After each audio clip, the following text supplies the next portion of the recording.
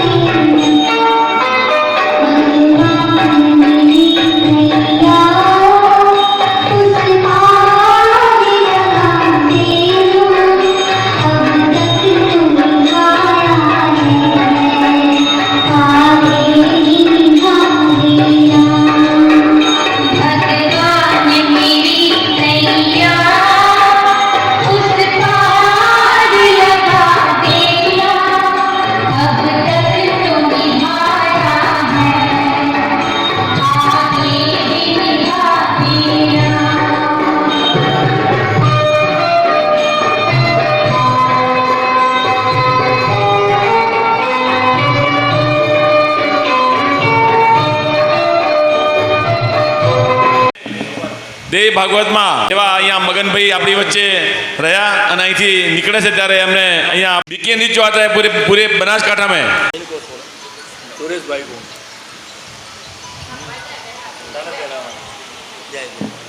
खूब तालियों बधाई मित्रों। उस समय आकाशभाई नरेशभाई जेने सफाई काम सुंदर सफाई करे છે એવા નરેશભાઈ પહેલાદભાઈની રીત જુઓ, નાના નાના માણસને પણ સ્ટેજ ઉપર લાવી 500 રૂપિયા આપ્યા છે। ખૂબ ધન્યવાદ। એ 500 નહીં પણ 5000 કહેવાય, 5 લાખ કહેવાય। ધન્યવાદ। સોની અહીંયા આજના પ્રસાદના દાતા છે, સરબતના દાતાશ્રી છે ને 1100 રૂપિયા પાણી માટે આપે છે। ધન્યવાદ। આગામી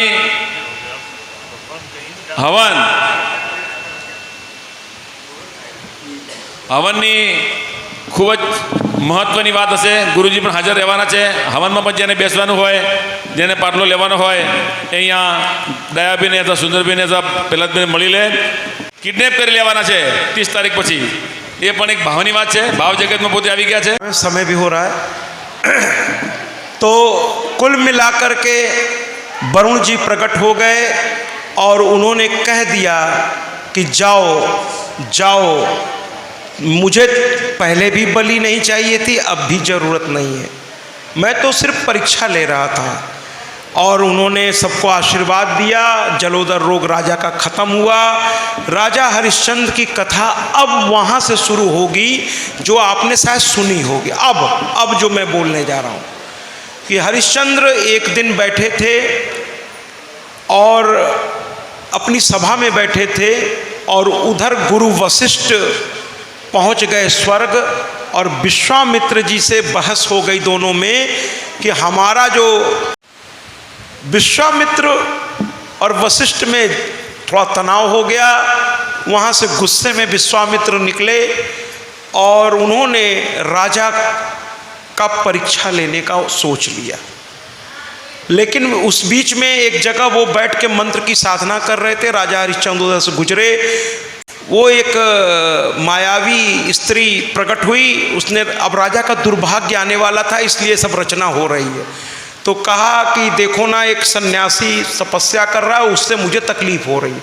राजा भी थोड़े से राजा हैं हम, कहें अरे मेरे रहते तुमको क्यों तकलीफ होगी। पहुंच गए, कहने लगा अरे सन्यासी क्यों तपस्या कर रहे हो। सन्यासी कहने लगे, यानी विश्वामित्र, तपस्या से किसी का क्या नुकसान हो सकता है, मैं अपनी साधना कर रहा हूँ, आपको उसमें क्या तकलीफ है। लेकिन राजा ने कहा नहीं उठो। और सन्यासी का अपमान, संत का अपमान तो भगवान भी बर्दाश्त नहीं करता। कहते ना साधु अवज्ञा कर फल ऐसा, जरे अनाथ। अनाथ की तरफ कौन जल गया, सोने की लंका जल गई। जहाँ हनुमान जी का अपमान कर दिया गया, फिर तो सोने की लंका धूं धूं करके जल गई महाराज। तो यहाँ पर भी विश्वामित्र जी उठ के तो चले गए, लेकिन उनको बहुत गुस्सा आया कि बताओ मैं साधना कर रहा था, आकर जबरदस्ती उठा दिया। ऊपर से वशिष्ठ कहते हैं ये बहुत अच्छा आदमी है, लगता है दान वान पा गए। तो कहने लगे चलो परीक्षा ले लेते हैं। और एक मायावी सुअर बनाया, सूकर, और उसको भेज दिया इनके उपवन में। वो लगा बदमाशी करने। उस संकल्प को पूरा करिए, उसका फल अच्छा, क्योंकि कोई भी संकल्प ईश्वर की प्रेरणा से पैदा होता है। बहुत से लोग कथाओं में मुझसे मिलते हैं कि मुझे भी इच्छा है, मैं भी अपने घर में माँ की जोत। हमने कहा अगर आपकी इच्छा जगी तो ऐसे नहीं जगी है।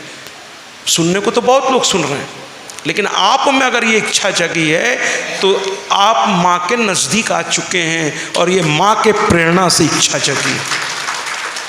रही बात मेरी, तो मैं आपके संकल्प में साथ दूंगा, लेकिन हमको समय से पहले 2-3 महीना पहले हमको सूचना दीजिए। हमसे पूछिएगा, जो डेट मेरी खाली होगी। और व्यास के रूप में व्यक्तिगत मेरा कोई शुल्क नहीं है, मैं निःशुल्क आपकी सेवा करूंगा और आपके संकल्प को पूरा करके आपके परिवार के सुख शांति और समृद्धि के लिए माँ से कामना भी कर दूंगा।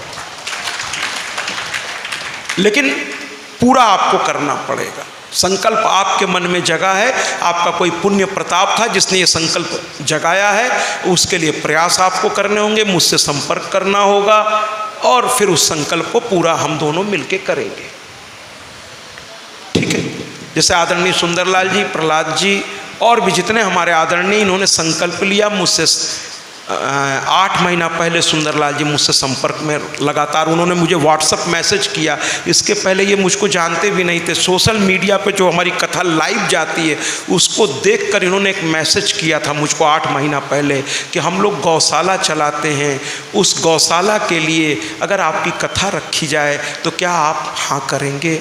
मैंने तुरंत पलट के जवाब दिया कि गौशाला के लिए कथा, अब इसमें मुझे क्या सोचना, जब कहिएगा, बस मेरे पास डेट हो।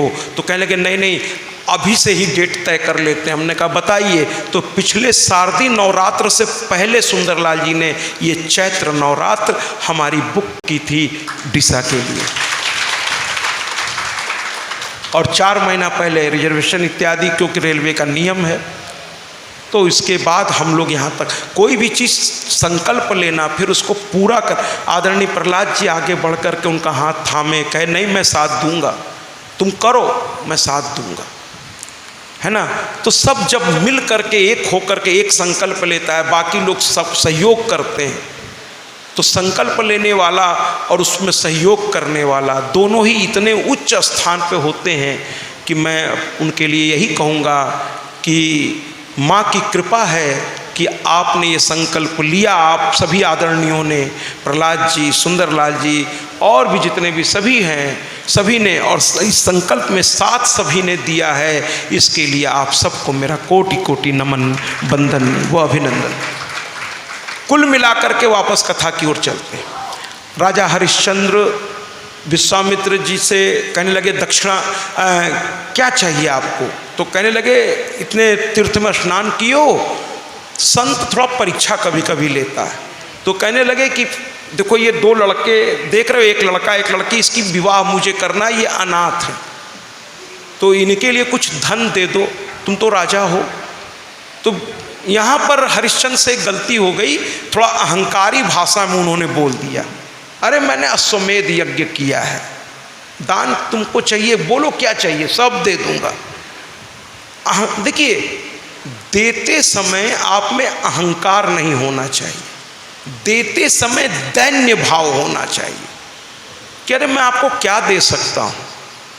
इस भाव से ईश्वर को, संत को, भगवंत को आप देते समय यही कहिए, तेरा तुझको अर्पण क्या लागे मेरा, है ना।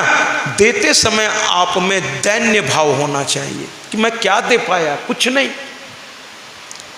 ये तो अनमोल चीज़ है, इसका मोल मैं लगा ही नहीं सकता। और याद रखिए लेने वाले में भी तृप्ति भाव होना चाहिए, देने वाला इतना दे तो लेने वाला उसका बखान इतना करे, ये दोनों ओर से होना चाहिए, दोनों ओर से होना चाहिए। तृप्ति भाव होना चाहिए लेने वाले के मन में, ये नहीं कि देने वाला अपना जान निकाल के रख दिया और कहते हैं ना कि बकरा जान से गया, खाने वाले को मजा ही नहीं आया। ऐसा नहीं होना चाहिए कि जितना वो देता जाए आपकी लालच बढ़ती चली जाए। और आपको भी ध्यान रखना होगा कि जो भी आचार्य लोग हैं, जो भी हैं, उनकी रोजी रोटी भी, ये आचार्य जो है कर्मकांडी भाई, अब दिन भर पूजा में बैठे हैं तो ऐसा तो नहीं है कि रात को अब ये डकैती करेंगे, ऐसा तो नहीं करते। तो इनका घर इसी से चलता है, इसी कर्मकांड से चलता है, तो इनका ध्यान रखना आपका कर्तव्य है। इनको इतना तो दे दीजिए कि इनके घर में, मतलब कहते ना साईं इतना दीजिए जामे कुटुंब समाए, मैं भी भूखा न रहूं साध न भूखा जाए, इतना तो दे ही दीजिए कि इनकी दाल रोटी मान सम्मान के साथ चलता रहे।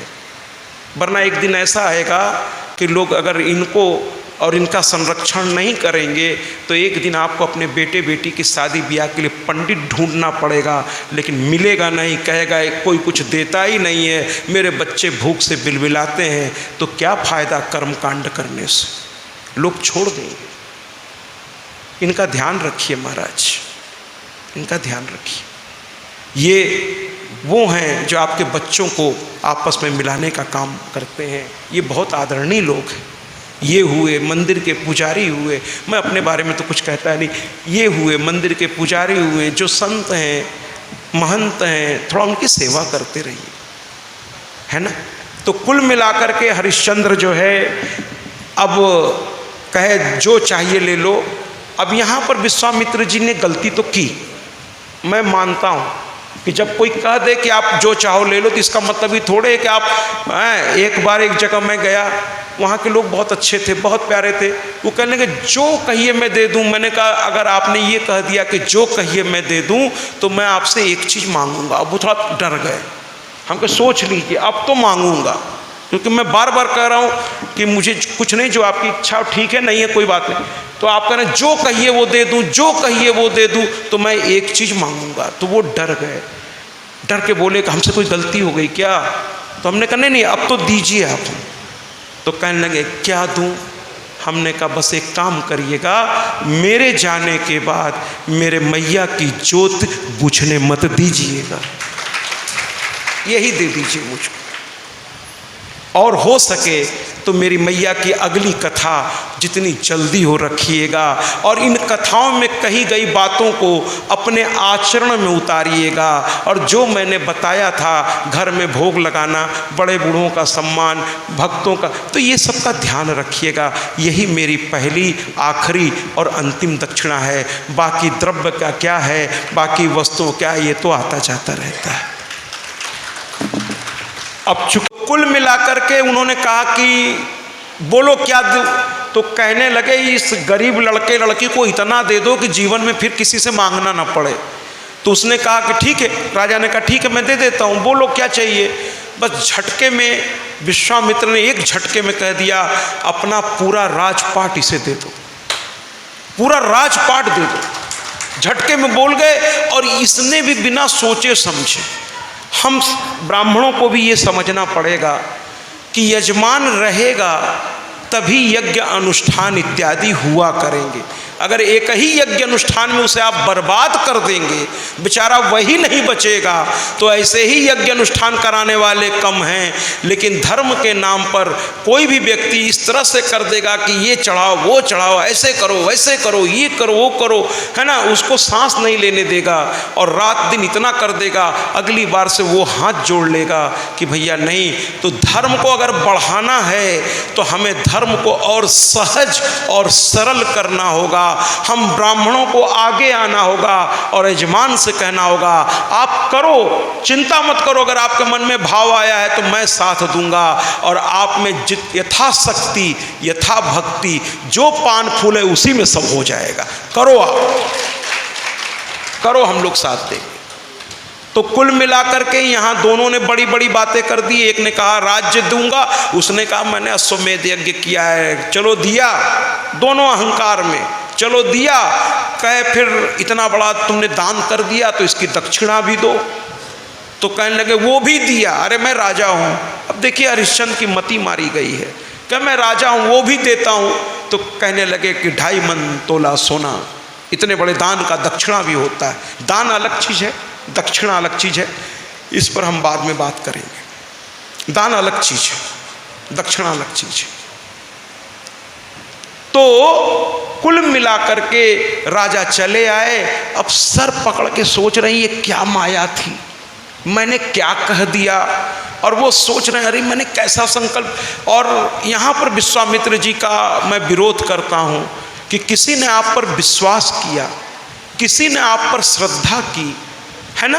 जैसे मुझे लोग बुला रहे हैं, मैं उनके घर जा रहा हूँ, कितनी श्रद्धा, कितना विश्वास। अब ये मेरा कर्तव्य है कि उनके श्रद्धा और विश्वास को कहीं से भी चोट नहीं पड़नी चाहिए, ये मेरा कर्तव्य है।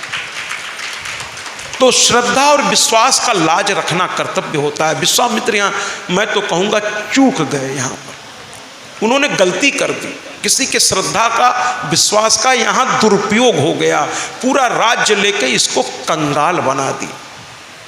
सुबह सुबह जैसे ये उठा, चूंकि परीक्षा ले रहे थे विश्वामित्र, पहुंच गए, कहने लगे अरे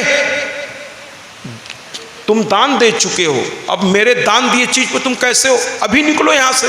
वो परीक्षा को बढ़ाते जा रहे हैं। कभी कभी पेपर कठिन टीचर इसलिए करता है कि वो देखना चाहता है कि विद्यार्थी वास्तव में कितना योग्य है।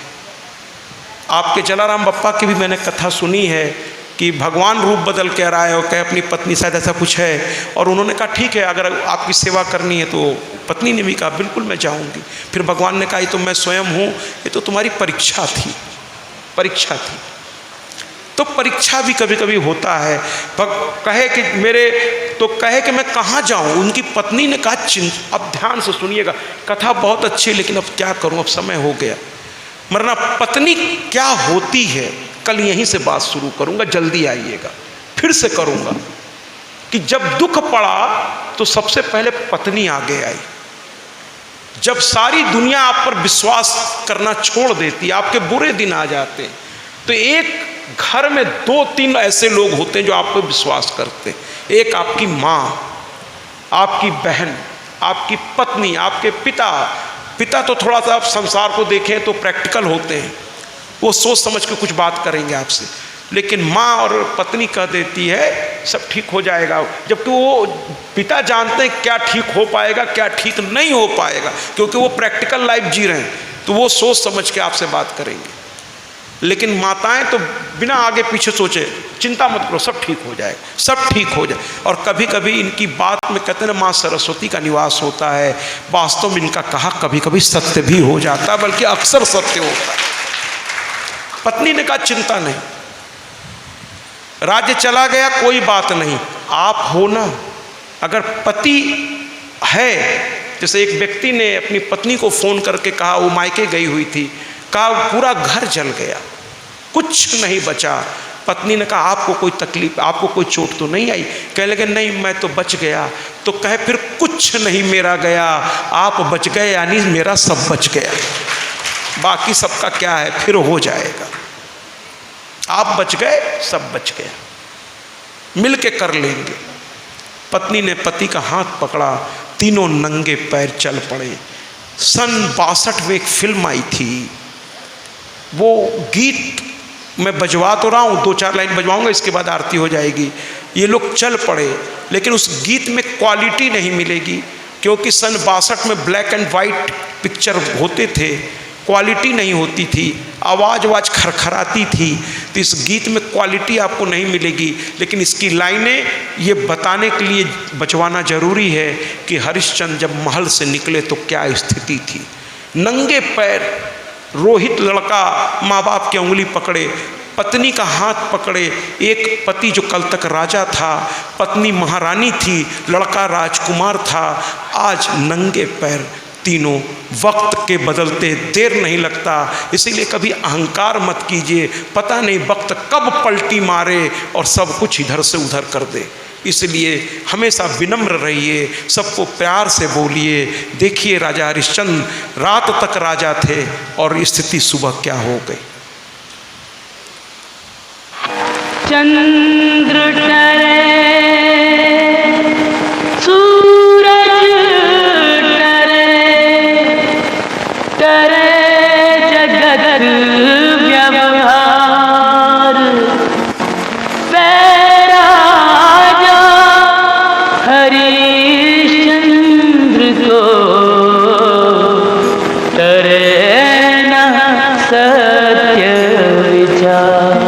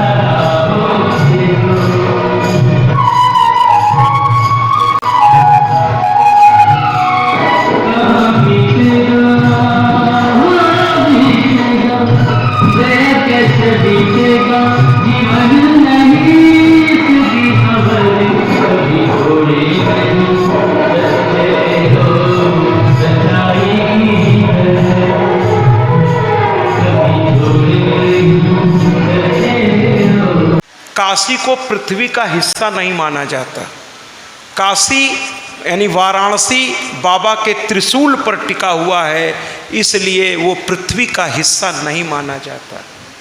इसलिए काशी जाने का फैसला ले लिया और वहाँ जाकर अब क्या क्या हुआ ये कल हम देखेंगे। कृपा करके ठीक 2 बजे टीसीडी फार्म है, वहाँ पूरे 3 घंटे तक 6 बजे से 9 बजे तक बहुत प्रोग्राम अच्छा है।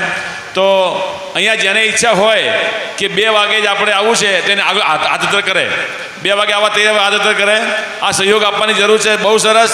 તો આવતીકાલે એક્ઝેક્ટ 2 થી 5 કથાનો સમય રહેશે અને પછી જ આપણે ઘરે જઈશું।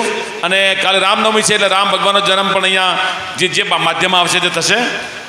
ગીતામાં એમ કહેવાય દેવી ભાગવતમાં રામની કહાની થોડી કહી છે, એ પણ ગુરુજી કદાચ કાલે એમના અનુસારમાં લઈ લેશે। ધન્યવાદ। तो आप सभी सहमत हैं 2 बजे आने को? कोई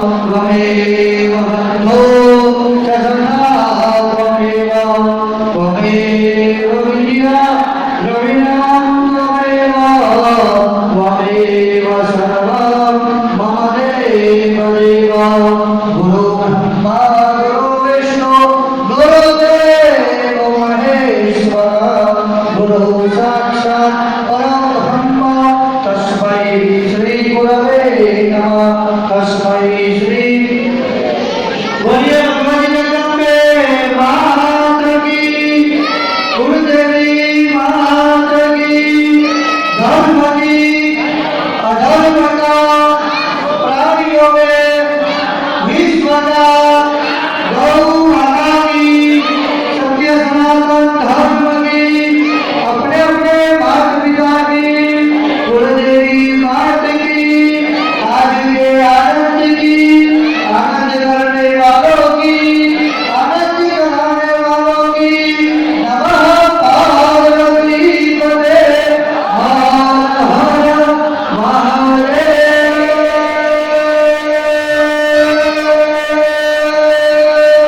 हर काल हर कष्ट हर दुख हर दारिद्र हर रोग हर भय हर पीड़ा हर क्लेश हर आदि हर व्याधि हर पानी हर हर हर हर हर हर हर हर हर हर हर महादेव प्रसाद की पावन दया पूजा माता को एक बार सब बोल दो जय बोल मारी